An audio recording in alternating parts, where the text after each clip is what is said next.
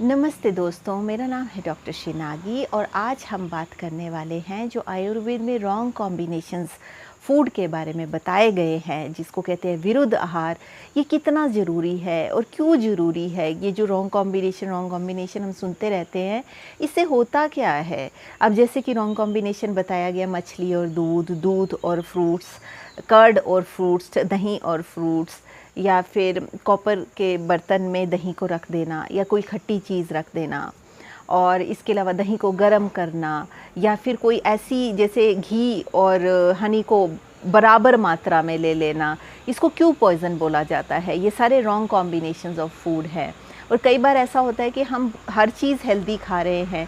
कई बार आपने नोटिस भी किया होगा कि आपको ऐसा लगता है कि हम हर चीज़ हेल्दी खा रहे हैं, बिल्कुल हेल्दी फूड हमने खाया, पर उसके बाद ऐसा हुआ कि वो जो कॉम्बिनेशन है वो जो भी वो गलत हो गया, और उसके हेल्दी खाने के बाद भी हमें कभी ब्लोटिंग फ़ील हुआ, कभी हमें गैस का डिस्टर्बेंस हो गया, कभी इंडाइजेशन हो गया, और फिर हम सोचते हैं कि हमने तो सब हेल्दी खाया था, फिर ऐसा क्यों हो रहा है? हो सकता है कि आपने जो कॉम्बिनेशन ऑफ फूड चुना है, दो आपने फ्रेश चपातीस खाई हैं, फ्रेश ब्रेड खाया है, फ्रेश वेजिटेबल अगर आपने खाया है, या फ्रेश कोई चीज़ खाई है, पर हो सकता है आपने जो कॉम्बिनेशन है वो ठीक ना बनाया हो। जैसे दही को अगर आप फ्रूट के साथ खाएंगे तो ये रॉन्ग कॉम्बिनेशन है। अब इसको अगर आप खाएंगे तो वो आपकी डाइजेशन को इम्पैक्ट करेगा। अब हनी इटसेल्फ कितना सही चीज़ है, घी भी बहुत अच्छी चीज़ है, कंबाइन कर दिया, सोचा कि और ज़्यादा अच्छा रहेगा, पर अगर आपने इक्वल मात्रा में कंबाइन उसको किया है तो वो आपकी डाइजेशन पावर को ख़त्म करेगा, आपका हेल्थ ख़राब करेगा, और वो एक रॉन्ग कॉम्बिनेशन ऑफ फूड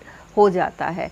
अगर आप रॉन्ग कॉम्बिनेशंस ऑफ फूड के बारे में जान के, उसका ध्यान रख के, फिर अगर आप खाने को मतलब ट्रेडिशनल वे में अगर आप अपना खाना रखते हैं तो आप हेल्दी खाने के साथ उसका पूरा लाभ ले सकते हैं।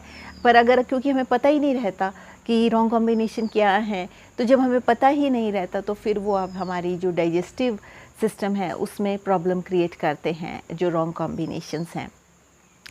ऐसा ही आप एक रॉन्ग कॉम्बिनेशन जाने कि जैसे हम बहुत एक बड़ी कॉमन गलती करते हैं कि जैसे ब्रेड है या व्हीट है, उसको जस्ट ऐसे ही मतलब पकाई खूब सारी चपाती, सब्जी कौन बनाए, बोरिंग है, सब्जी ख़त्म हो गई आज, बस चपाती ही खा लेते हैं। तो मतलब क्योंकि अब जो मॉडर्न लाइफस्टाइल आ गया है, बहुत ज़्यादा लोग बिज़ी हो गए हैं, सब बस ब्रेड निकाला, ब्रेड खाया और बस चले गए, और हम ध्यान ही नहीं देते कि अगर हमने ब्रेड भी खाना है तो पुराने ज़माने में जिन कंट्री से ब्रेड आता है वो ब्रेड्स कैसे खाते हैं? वो सूप के साथ ब्रेड खाते हैं, लिक्विड सूप होता है उसके साथ ब्रेड को डिबो डुबो के खाते हैं। और अगर आपने इंडियन चपाती देखी होगी तो हमारी ट्रेडिशनल इसमें एक लिक्विड वेजिटेबल होती है, एक ड्राई वेजिटेबल होती है, उसके साथ मिला मिला के आपको चपाती खाते हैं। तो व्हीट जो है अगर आप ड्राई बिल्कुल ऐसे खाएंगे तो वो आपको इंटेस्टाइन में सूट नहीं करेगी, हेल्दी नहीं होगी।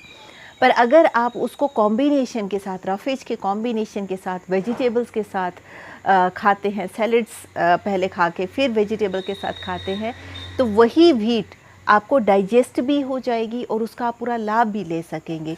क्यों? व्हीट इटसेल्फ में पॉइज़न नहीं है, पर व्हीट को जो आप कॉम्बिनेशन नहीं बना रहे उसका, वो एक पॉइज़न का काम कर रहा है। इस तरह से अगर आप खा रहे हैं तो वो रॉन्ग कॉम्बिनेशन ऑफ व्हीट की कैटेगरी में आ जाता है, और वो फिर आपकी हेल्थ के लिए अच्छा नहीं है।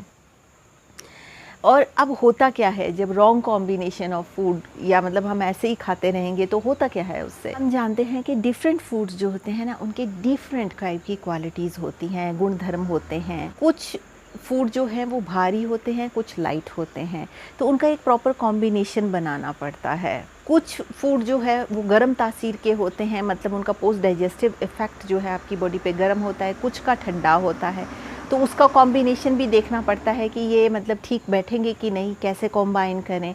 ये मतलब हमारा जो अगर आप ट्रेडिशनल आयुर्वेद देखें कि ये जो दाल चावल ये सब, ये एक साइंस है। सिर्फ दाल के साथ कैसे खाना है, चपाती के साथ ये लिक्विड कैसे खाना है, क्या हैवी रहेगा, क्या लाइट रहेगा, ये हमारे जो एंशिएंट टेक्स्ट है उनमें बहुत रिसर्च करके कॉम्बिनेशंस बनाए गए हैं, और वो आज तक हमारे चलन में है क्योंकि वो कॉम्बिनेशंस बढ़िया हैं।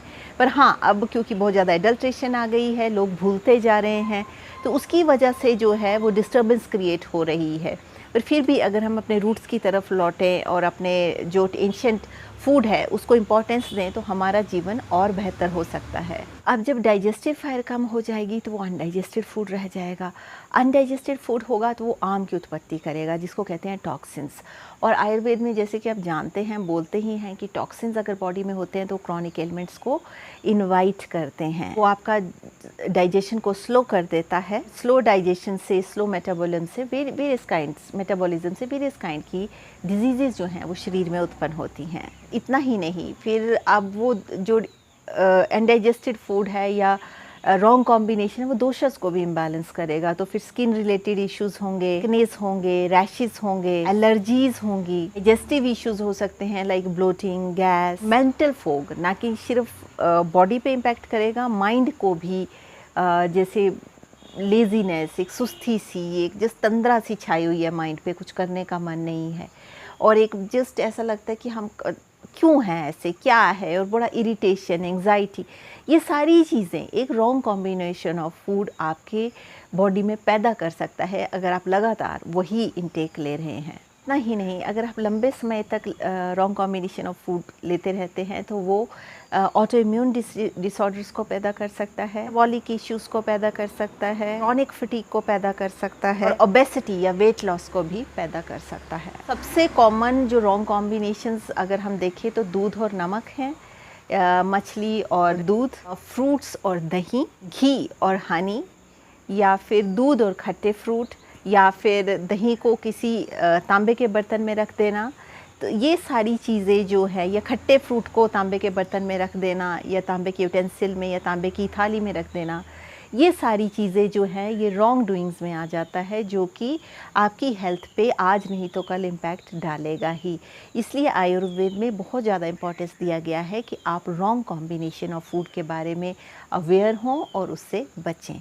तो बस आज की वीडियो में इतना ही। अगर आप मुझे पहली बार सुन रहे हैं तो आप बेल आइकन दबा सकते हैं, सब्सक्राइब का बटन दबा सकते हैं, ताकि जब भी मैं कोई वीडियो पोस्ट करूं तो आप तक इन्फॉर्मेशन पहुंचे। इसके अलावा अगर आपका कोई क्वेश्चन है तो आप कमेंट सेक्शन में लिख सकते हैं।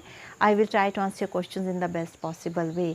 अगर आप मुझसे कंसल्टेशन लेना चाहते हैं तो आप इस ईमेल आईडी पे लिख सकते हैं। I will try to schedule the consultation for you.